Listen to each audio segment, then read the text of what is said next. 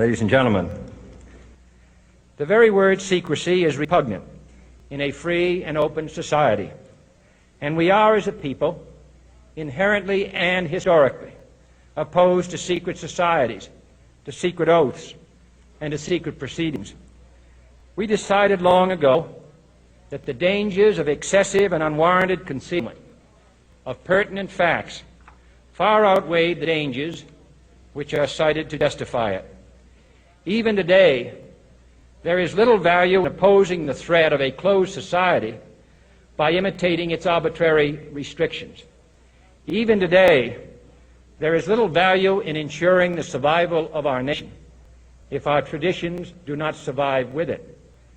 And there is very grave danger that an announced need for increased security will be seized upon by those anxious to expand its meaning to the very limits of official censorship and concealment. That I do not intend to permit to the extent that it's in my control. And no official of my administration, whether his rank is high or low, civilian or military, should interpret my words here tonight as an excuse to censor the news, to stifle dissent, to cover up our mistakes, or to withhold from the press and the public the facts they deserve to know. For we are opposed around the world by a monolithic and ruthless conspiracy that relies primarily on covert means for expanding its sphere of influence, on infiltration instead of invasion, on subversion instead of elections, on intimidation instead of free choice, on guerrillas by night instead of armies by day.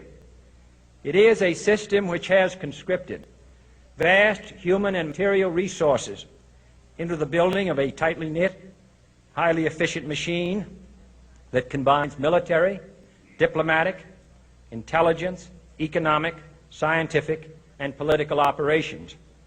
Its preparations are concealed, not published. Its mistakes are buried, not headlined. Its dissenters are silenced, not praised. No expenditure is questioned, no rumor is printed, no secret is revealed.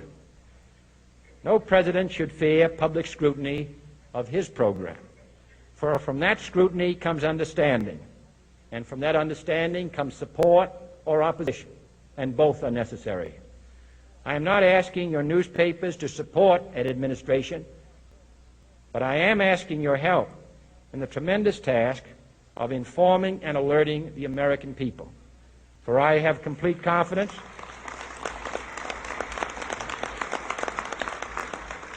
in the response and dedication of our citizens whenever they are fully informed.